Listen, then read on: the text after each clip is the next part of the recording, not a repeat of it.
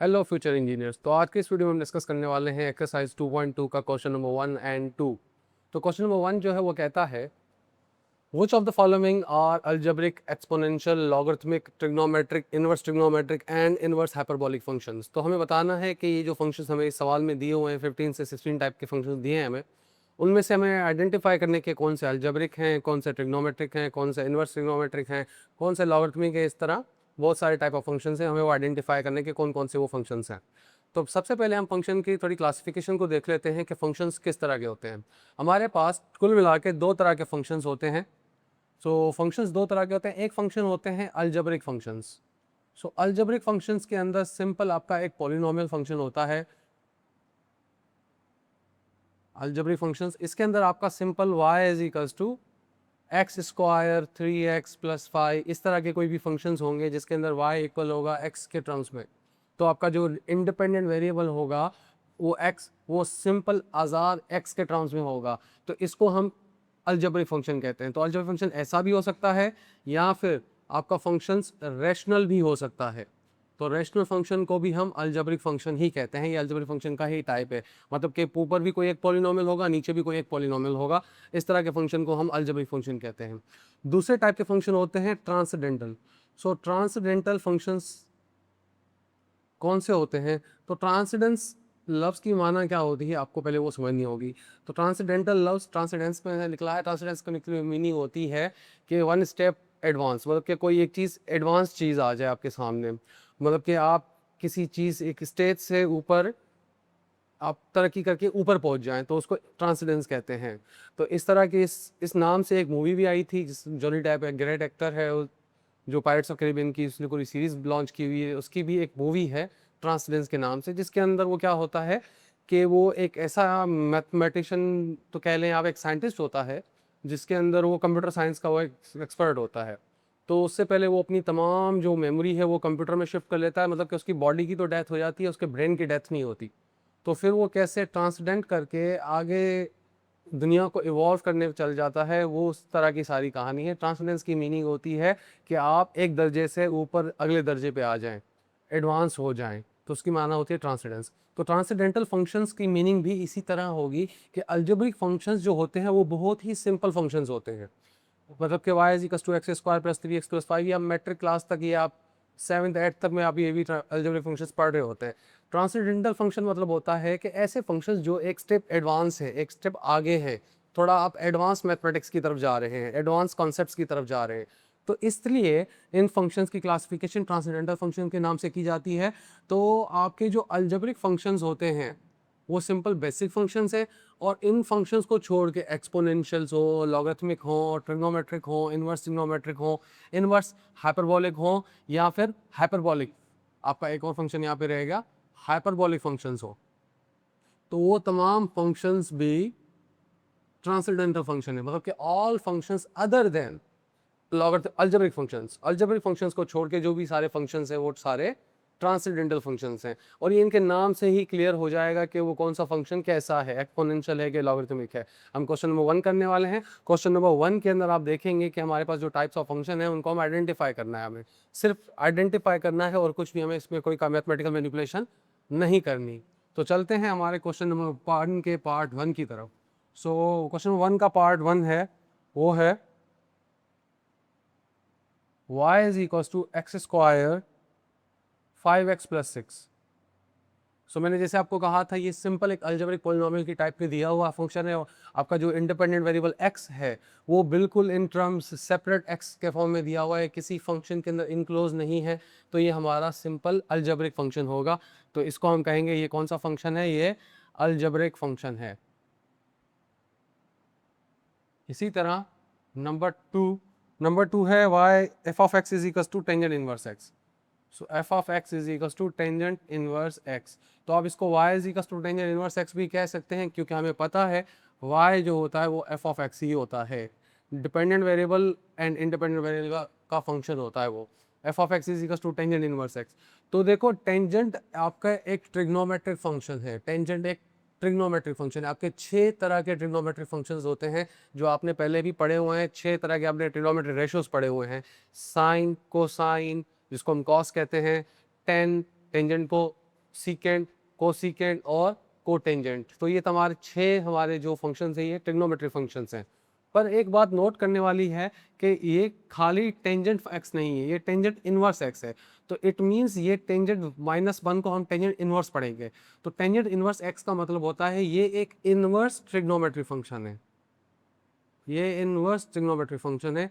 इसकी जो भी बेसिक कॉन्सेप्ट्स हैं वो हम 11th क्लास के लास्ट वीडियो में, लास्ट चैप्टर में हम करेंगे, ठीक है। तो पार्ट 3 है, that is y equals to 2 power x plus 1। तो ये जो फंक्शन है, अब देखें हमारा जो x है इंडिपेंडेंट, वो इंडिपेंडेंट वेरिएबल, वो सिंपल आपका सिंपल एक्सप्लेन आज़ाद नहीं है, ये किसी नंबर के एक्सपोनेंट में चला गया है।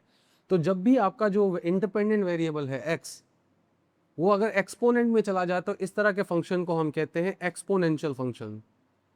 कि हमारा जो वेरिएबल हो वो किसी एक्सपोनेंट में चला जाए, पावर में चला जाए, तो उसको हम एक्सपोनेंशियल फंक्शन कहते हैं। तो आपका ये फंक्शन दो तरह के हो सकते हैं। फंक्शन तो एक ही तरह का है, y is equal to A power X, क्या कोई ये भी एक आम नंबर होगा जिसपे दिया जाएगा, या y is equal to E power X. तो ये हमारा ई पावर एक्स में लिखा जाएगा। ई एक स्पेशल नंबर है, एक इन आपका आइलर्स नंबर जिसको हम कहते हैं, जिसकी वैल्यू 2.718, एक इरेशनल नंबर है ये, ठीक है ना। तो ये हमारा एक एक्सपोनेंशियल फंक्शन था, क्योंकि हमारा जो इंडिपेंडेंट वेरिएबल है वो एक्सपोनेंट के अंदर मौजूद है। नंबर 4 टाइप का फंक्शन दैट इज वो है y is equal to log base 5 x plus 2। अब आप इसके अंदर देख सकते हैं जो आपका इंडिपेंडेंट वेरिएबल है वो किसी लॉगरिथमिक फंक्शन के अंदर है।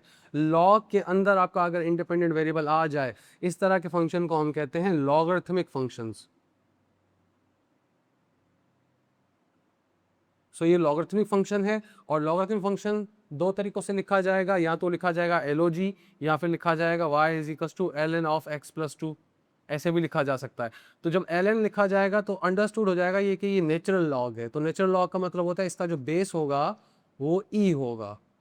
ये हम बेसिक 10th क्लास से पढ़ते हुए आ रहे हैं। दो तरह के लॉग होते हैं, एक कॉमन लॉग होती है और एक नेचुरल लॉग होती है। कॉमन लॉग के अंदर स्पेसिफिकली जो बेस होता है वो 10 होता है, और जो नेचुरल लॉग होती है उसके अंदर बेस जो होता है वो 5e होता है। तो यहाँ पे जो 5 दिया हुआ है ये भी एक कॉमन लॉग का ही टाइप है जिसके अंदर सिर्फ बेस चेंज है, ठीक है। पर नेचुरल लॉग एक स्पेशल टाइप ऑफ लॉग है जिसके अंदर जो बेस होगा वो e होगा, ठीक है। तो ये हमारा लॉगरिथमिक फंक्शन है, क्योंकि हमारा जो इंडिपेंडेंट वेरिएबल एक लॉग के अंदर है। नंबर 5 क्वेश्चन के अंदर चलते हैं। नंबर 5 है y is equal to 3 sin x। तो 3 sin x आप देख सकते हैं, 3 एक कांस्टेंट नंबर है, इसको आप छोड़ दें। आपका जो इंडिपेंडेंट वेरिएबल x है वो किसी लॉगरिथमिक ट्रिग्नोमेट्रिक फंक्शन के अंदर, साइन एक ट्रिग्नोमेट्रिक फंक्शन है जो मैंने आपको 6 फंक्शंस बताए थे, sine, cosine, tan, secant, cosecant and cot. ये 6 फंक्शन जो हैं, अगर इनके अंदर आपका इंडिपेंडेंट वेरिएबल आ जाता है, आपका जो वेरिएबल x अगर इनके अंदर आ गया, तो ये हमारा फंक्शन हो जाएगा ट्रिग्नोमेट्रिक। अब ये इनवर्स ट्रिग्नोमेट्रिक क्यों नहीं है, क्योंकि आप देख सकते हैं कि फर्स्ट हमारा इनवर्स ट्रिग्नोमेट्रिक था, सेकंड। तो इस इनवर्स ट्रिग्नोमेट्रिक के अंदर टेंजेंट के ऊपर इनवर्स साइन थी -1, पर यहाँ पे कोई इनवर्स साइन नहीं है। ये दो सेपरेट टाइप ऑफ फंक्शंस हैं। साइन और साइन इनवर्स में फ़र्क है। फ़र्क कितना है कि साइन की जो डोमेन होती है और वो साइन इनवर्स की रेंज हो जाती है, और साइन इनवर्स की जो डोमेन होती है वो साइन की रेंज हो जाती है। ये फ़र्क है बस, ठीक है। नंबर 6, तो 6 question is y is equal to a power sine x। y is equal to a power sine x। अब आप एक बात नोट कर सकते हैं कि हमारा जो वेरिएबल है वो दो तरह की, इंडिपेंडेंट वेरिएबल x वो दो जगहों पे फंसा हुआ है। एक बचा हुआ है एक्सपोनेंट में, एक बचा हुआ है साइन के अंदर। पर अब आपने यहाँ पे ये नोट करना है कि सबसे पहला फंक्शन कौन सा है। चेन रूल भी एक किस्म का एक रूल होता है जिसमें हम समझेंगे। इसकी मिसाल आप एक अनियन की ले लें, एक प्याज की मिसाल ले लें आप। जैसे प्याज होता है तो प्याज की आप एक ऊपर से लेयर उतारते हैं, फिर दूसरी लेयर आ जाती है, फिर दूसरी लेयर उतारते हैं, फिर तीसरी लेयर आ जाती है। इस तरह आप लेयर्स उतारते जाते हैं तो आपका एक प्याज और खोलता जाता है। तो इसी तरह फंक्शंस भी होते हैं। इसको हम चेन का मिसाल देते हैं कि एक चेन होती है कि एक कड़ी दूसरी कड़ी से जुड़ी हुई है, अगर उसको खोलेंगे तो दूसरी कड़ी तीसरी से जुड़ी हुई होगी। इस तरह की एक मिसाल होती है। अब ये हमारा जो फंक्शन है इंडिपेंडेंट वेरिएबल, वो हमारा है तो साइन के अंदर, पर साइन एक्स पूरे का पूरा एक्सपोनेंट की जगह पे है। हमारा जो पूरा साइन एक्स है वो कहाँ है, एक्सपोनेंट की जगह पे। तो फर्स्ट हमारा फंक्शन कौन सा होगा, ये होगा एक्सपोनेंशियल फंक्शन। क्यों एक्सपोनेंशियल होगा, वो इसलिए एक्सपोनेंशियल होगा क्योंकि जो हमारा इंडिपेंडेंट वेरिएबल है वो एक्सपोनेंट के अंदर आ चुका, सही ना। और भले साइन के साथ ही हो, क्यों ना हो, क्योंकि साइन एक्स पूरे का पूरा एक्सपोनेंट के अंदर है, तो ये हमारा फंक्शन एक्सपोनेंशियल फंक्शन है, तो इसके अंदर जो चेंजिंग आएगी वो एक्सपोनेंशियल होगी, ठीक है। तो पार्ट 7 करते हैं। सो पार्ट 7 है f of x is equals to x square plus 5x plus 7 divided by x plus 9। तो ये हमारा एक रैशनल फंक्शन है जिसके अंदर हमारे दो अलजेब्रिक या दो पॉलिनोमियल्स ऊपर और नीचे, न्यूमरेटर और डिनोमिनेटर पे दिए हुए हैं। एक पॉलिनोमियल ऊपर है, एक पॉलिनोमियल नीचे है। मैंने आपको समझाया था कि रैशनल फंक्शन भी अलजेब्रिक फंक्शन का ही टाइप है, तो इस फंक्शन को हम कहेंगे ये अलजेब्रिक है, क्योंकि आपका जो x है वो इंडिपेंडेंट है, वो किसी लॉग के अंदर, किसी साइन के अंदर, किसी दूसरे फंक्शन के अंदर नहीं है, तो इसको हम अलजेब्रिक फंक्शन कहते हैं, ठीक है। नंबर 8 करेंगे अभी क्वेश्चन। नंबर 8 है f of x is equals to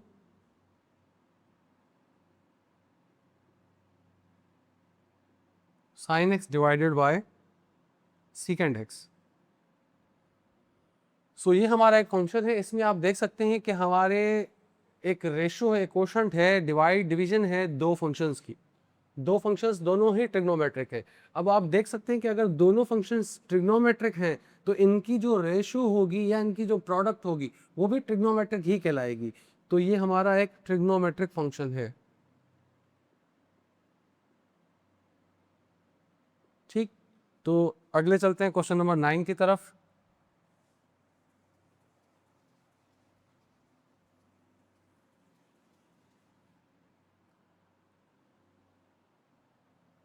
so question number 9 है लॉग बेस ए के ऊपर, sorry y is equals to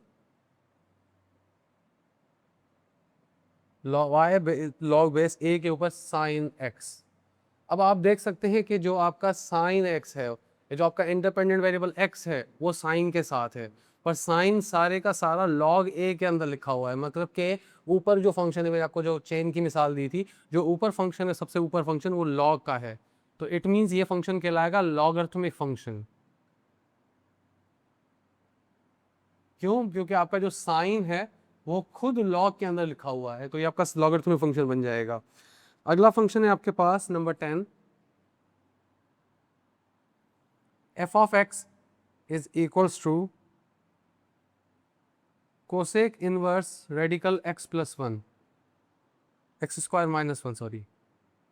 सो ये जो फंक्शन है आप इसके अंदर देख सकते हैं कि जो आपका ऊपर फंक्शन है वो क्या है, कोसेक इनवर्स। जो आपका इंडिपेंडेंट वेरिएबल x है वो कोसेक इनवर्स के अंदर लिखा हुआ है, तो कोसेक एक ट्रिग्नोमेट्रिक फंक्शन है, पर इसके ऊपर इनवर्स साइन आ गई तो इसको हम कहेंगे inverse trigonometric function, inverse trigonometric function, सही है। Number 11 question, f of x tangent sine x, ठीक है। तो ये हमारा एक फंक्शन है जिसके अंदर आप देख सकते हैं कि जो आपका इंडिपेंडेंट वेरिएबल किसी साइन के अंदर है, साइन एक ट्रिग्नोमेट्रिक फंक्शन है और साइन एक्स पूरा एक ट्रिग्नोमेट्रिक फंक्शन के अंदर है, तो इट मींस ओवरऑल ये फंक्शन ट्रिग्नोमेट्रिक होगा। नंबर 12, सो 12 है y is equal to x upon x plus 3।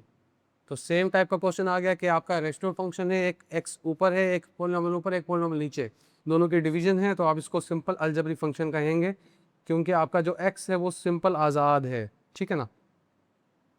तो ये आपका अलजेब्रिक फंक्शन हो जाएगा। नंबर 13,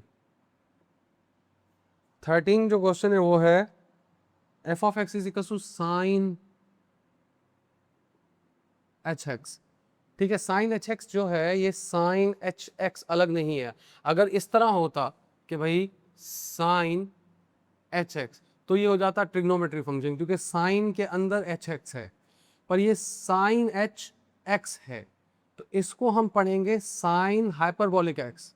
तो इस तरह के फंक्शन को हम कहते हैं हाइपरबॉलिक फंक्शंस, क्योंकि ये साइन हाइपरबॉलिक है, ठीक है ना। इसके जो टाइप्स हैं वो इस क्लास में वाला स्कोप नहीं है, वरना हम इसके टाइप्स, इसकी वैल्यूज जो होती हैं e⁻x प्लस e⁻−x/2 ये सारे फंक्शंस हम समझ सकते थे, पर हमें इसको समझने की फिलहाल ज़रूरत नहीं है क्योंकि हमारी क्लास का स्कोप नहीं है ये, ठीक है। तो अगला है class number question number 14। So अगला है ln of y is equals to ln of cos hyperbolic x। तो कॉस हाइपरबोलिक x जो है वो ln के अंदर है। ln क्या है? Natural log. तो मैंने आपको क्या कहा था, आपका जो मेन फंक्शन है वो लॉग ही है, उसके अंदर कुछ भी लिखा हुआ है तो इसको हम लॉगरिथमिक फंक्शन कहेंगे, ठीक है। नंबर 15। सो नंबर 15 होगा y is equals to tangent hyperbolic inverse x। तो आप ध्यान से देख सकते हैं कि टेंजेंट हाइपरबोलिक इनवर्स है। ये इस तरह नहीं है कि लिखा होता कि टेंजेंट इनवर्स एच एक्स, इस तरह नहीं है, ये इस तरह नहीं लिखा हुआ है, it is not equals to this, तो ये अलग से लिखा हुआ है। It means y is equals to tangent in hyperbolic inverse x। तो इस फंक्शन को हम कहेंगे inverse hyperbolic function.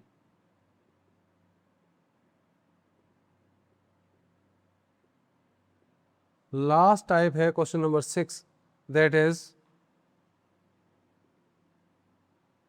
y is equals to cos hyperbolic inverse, sorry, cos inverse ln of x। सो अब अगर ध्यान दें तो आपका जो मेन फंक्शन है वो क्या है? वो cos इनवर्स है। तो cos एक ट्रिग्नोमेट्रिक फंक्शन है पर उस पर इनवर्स साइन है, तो ये क्या हो जाएगा? Inverse trigonometric function. तो हमारे पास ये सारे क्वेश्चंस थे जिसके अंदर हमें आइडेंटिफाई करना था कि वो कौन से टाइप के फंक्शंस हैं। तो हमारे क्वेश्चन नंबर 1 के अंदर 16 पार्ट्स थे जिसके अंदर हमें आइडेंटिफाई करने थे कि कौन से फंक्शन किस टाइप के हैं। तो मैंने आपको समझा दिया कि दो बेसिक फंक्शंस होते हैं, अलजेब्रिक, ट्रांसेंडेंटल्स। सारे फंक्शंस अलजेब्रिक को छोड़ के, इस तरह के फंक्शंस को छोड़ के बाकी सारे ट्रांसेंडेंटल हैं। अब ट्रांसेंडेंटल के अंदर आपका एक्सपोनेंशियल भी आ जाएंगे, आपके लॉगरिथमिक आ जाएंगे, ट्रिग्नोमेट्रिक आ जाएंगे, inverse trigonometric, hyperbolic, inverse hyperbolic, ये सारे फंक्शंस आपके ट्रांसेंडेंटल फंक्शंस हो जाते हैं। सही है। तो ये हमारा क्वेश्चन नंबर 1 था। अब चलते हैं क्वेश्चन नंबर 2 की तरफ।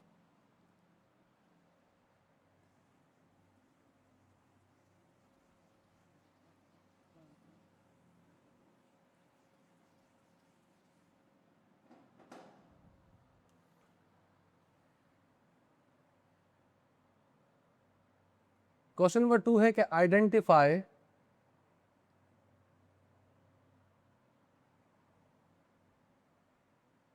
whether following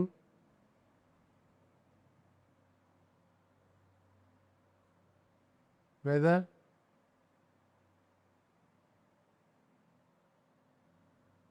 the y is explicit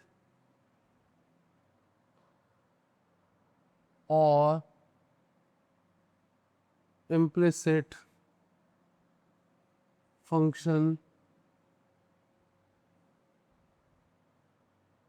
of independent variable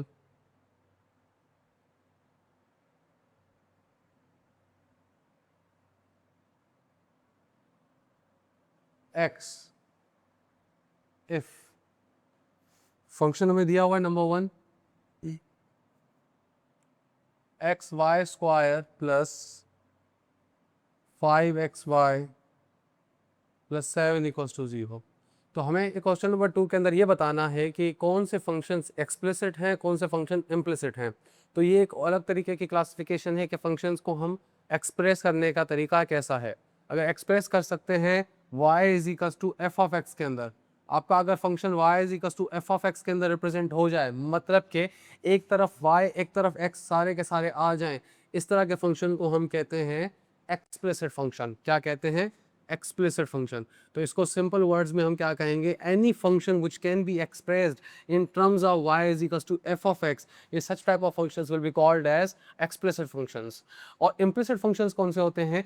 कि भाई इम्प्लिसिट फंक्शन के अंदर हम y is equals to F of X नहीं कर सकते, तो हमारा ये तीसरा फंक्शन बन जाएगा z is equals to F of X comma y। तो मतलब कि आपका जो पूरा फंक्शन होगा उसके अंदर x कॉमा y सेपरेट नहीं हो सकते, एक्स और वाई सेपरेट नहीं हो सकते, वो साथ में ही लिखना पड़ेगा। जब वो सेपरेट हो जाए, y अलग हो जाए, x अलग हो जाए, और आप इसको y is equal to f of x की फॉर्म में लिख सकें, तो एक्सप्लिसिट, और ये अगर ना हो तो इसको हम कहेंगे इम्प्लिसिट फंक्शन। ठीक है, तो इसको टू वेरिएबल फंक्शन भी हम कह सकते हैं। तो हमारे पास एक्सप्लिसिट फंक्शन अलग होते हैं और इम्प्लिसिट फंक्शंस अलग होते हैं। अब इस सवाल के अंदर में बताना है कि ये एक्सप्लिसिट है कि इम्प्लिसिट फंक्शन है। तो इसको अगर आपने कोशिश करनी है कि y is equal to F of X की फॉर्म में लिख सकें, अगर आप लिख लेंगे तो ये एक्सप्लिसिट फंक्शन होगा, अगर नहीं लिख सकते आप तो वो इम्प्लिसिट फंक्शन होगा। ठीक है, तो अगर आप नोट करें, यहाँ पे जो y की डिग्री है वो 2 है और यहाँ पे y की डिग्री क्या है, 1 है। तो इट मीन्स अगर इनमें से कुछ कॉमन भी ले लिया जाए तो एक y फिर भी रह जाएगा, y सेपरेट नहीं हो सकता। तो ये एक इम्प्लिसिट फंक्शन होगा क्योंकि हम y को सेपरेट नहीं कर सकते। लेट सपोज मैं इन दोनों में से एक y कॉमन भी ले लूं तो यहाँ बच जाएगा x y plus 5x plus 7 equal to 0 और y हो जाएगा -7 अपॉन, ये 7 उधर चला गया, ये अपॉन में डिवाइड हो गया, x plus 5x। It means हम y को f ऑफ x में नहीं लिख पा रहे क्योंकि हमारे पास x अलग नहीं हुआ, यहाँ पे y साथ में आ चुका है। तो इस तरह के फंक्शन को हम कहते हैं इम्प्लिसिट फंक्शंस। तो मतलब कि ये टू वेरिएबल फंक्शन है, एक ऐसा फंक्शन है जिसके अंदर दो इंडिपेंडेंट वेरिएबल्स हैं, x और y दोनों। ठीक है, अगर दूसरा टाइप का फंक्शन हम कह सकते हैं वो कौन सा है, question number 2, y is equal to 3x square minus 3x plus 5। So ये एक ऐसा फंक्शन है, आप देख सकते हैं क्लियरली कि ये आपका सेपरेट y है और x अलग है। तो इसको हम लिख सकते हैं y is f of x, y x का एक फंक्शन है जिसके अंदर x इंडिपेंडेंट वेरिएबल अलग है, डिपेंडेंट वेरिएबल अलग है, तो ये लिखा जा सकता है। तो इसको हम कहेंगे ये एक्सप्लिसिट फंक्शन है। इसके अंदर हमें सिर्फ आइडेंटिफिकेशन करनी है, कोई इसके अंदर मैथमेटिकल मैनिपुलेशन का काम नहीं है। अगला क्वेश्चन है y square x is equal to 3 minus 5y। अब आप देख सकते हैं कि यहाँ पे हर फंक्शन में y की जो डिग्री है वो कहीं पे चेंज है। अगर हर जगह पे सेम होती तो हम डायरेक्ट बता देते कि एक्सप्लिसिट है, पर यहाँ पे आप देख सकते हैं y की डिग्री 1, y की डिग्री 2, अब कुछ भी कॉमन लेंगे फिर भी एक y बच जाएगा। समझ आ रही बात? तो इसलिए ये फंक्शन कहला कौन सा होगा, ये होगा इम्प्लिसिट फंक्शन। ठीक है, इसको हम रिप्रेजेंट नहीं कर सकते y is equal to F of x के अंदर। नंबर 4 है x square x Y square is equals to 2 plus 3xy। तो अब इसमें दोबारा आप देख सकते हैं कि y स्क्वायर है और यहाँ पे y की डिग्री 1 है, इसको हम रिप्रेजेंट नहीं कर सकते y is equals to F of x के अंदर क्योंकि डिग्री अलग है, तो ये भी इम्प्लिसिट फंक्शन हो जाएगा। ठीक है, नंबर 5 के चलते हैं। Number 5, y is equals to x plus 3 divided by x plus 5, x square plus 5। तो आप देख सकते हैं क्लियरली कि y सेपरेट है और आपका पूरा x का फंक्शन अलग है, तो y is equal to F of x में ये रिप्रेजेंट हो सकता है, तो इसको हम कहेंगे ये एक्सप्लिसिट फंक्शन है। Number 6, x upon y equals to 3x cube y minus 5। अब आप यहाँ पे नोट करें कि y की डिग्री यहाँ पे भी 1 है, यहाँ पे भी 1 है, बट ये फिर भी इम्प्लिसिट है। क्यों? क्योंकि देखें y ये अपॉन में है, जी जब मल्टीप्लाई होगा तो ये इसको न्यूमरेटर में आना पड़ेगा, जब ये ऊपर मल्टीप्लाई होगा तो यहाँ पे y1 y1 y2 हो जाएगा, y पावर 2 और 5y हो जाएगा, इन दोनों की डिग्री चेंज हो जाएगी। तो इट मीन्स ये फंक्शन भी y is equal to F of x में नहीं लिखा जा सकता क्योंकि इन दोनों की डिग्री चेंज हो जाएगी, तो ये भी हमारा फंक्शन इम्प्लिसिट कहलाएगा। इस फंक्शन के अंदर हमें जस्ट आइडेंटिफाई करना था कि कौन से फंक्शन इम्प्लिसिट है और कौन से फंक्शन एक्सप्लिसिट है। तो ये हो गया हमारा क्वेश्चन नंबर 2।